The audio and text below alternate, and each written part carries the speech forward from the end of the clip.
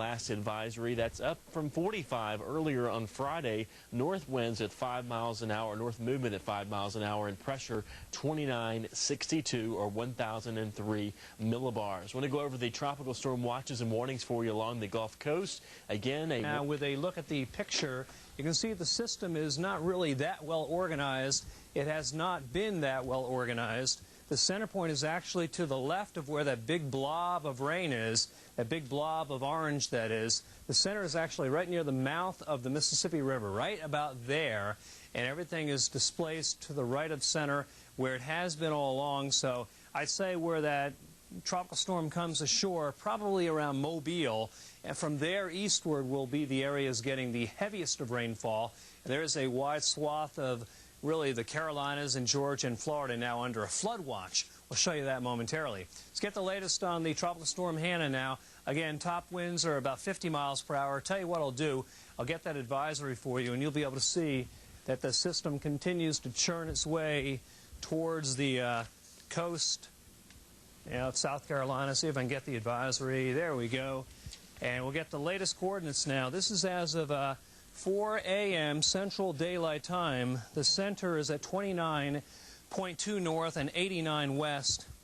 And again, top winds still are 50 miles per hour. The change here, though, it's moving now northward at about 9 miles per hour. And once again, it is going to be onshore probably within about, I'd say about 6 hours' time or so. So it's coming in pretty quickly, and it will be a rainmaker. Will probably not increase much in the way of speed around that system. So the circulatory winds will probably hold at around 50, maybe bump up a little bit. Now, looking at the land observations right now, we do see some winds around Mary Esther and Pensacola, both at the Naval Air Station and at the airport, in that 30 to 40 mile per hour gust range. But that's about the highest. Panama City, on the other hand, over here in Bay County, has winds gusting as high as about 25 miles per hour, and that is with a squall coming on by. Tropical storm warnings up now, Apalachicola, Florida, all the way to Grand Isle, Louisiana. The watch has just been dropped, so it's no longer applying here in the Appalachian Bay. Just a tropical storm warning, again, in that same bounded area. Let's check out what's going on here radar-wise. Again, the center near the mouth of the Mississippi, all the rain kind of arcing well east of center. One arc running from Biloxi into the Gulf, another one now running from Pensacola and Destin, kind of running right down the coast here, right into Panama City, right into Mexico Beach and Apalachicola. That's the one bringing some pretty gusty wind with it. As we pull it out, you can see more rain, lighter rain in Alabama, some rain in Georgia. Parts of the Atlanta metro did very well overnight, approaching 1.5 inches of rain over the northeastern side.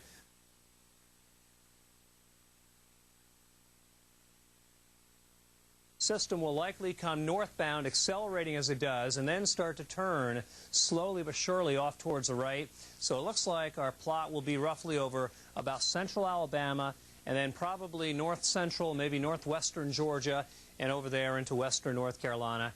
And from that track to the right, that'll be the areas of heaviest of rain. Elsewhere, what's happening? We have some heavy rain back in Oklahoma. We'll show you that momentarily. And again, flood watch is still up in a broad area of Georgia. We're still talking about Hanna, and although it is no longer even a tropical depression, we'll be talking about it again tomorrow because the remnants of Hanna are heading up the coast. So let me show you the details on Hanna. The impact on the Gulf Coast, well, it made landfall a little before 11 o'clock around Mobile Bay, Alabama. Some of the stronger winds were felt in Pensacola, 66 miles per hour. Had 6 to 10 inches of rain with it near Tallahassee. That was the heaviest that we've seen so far.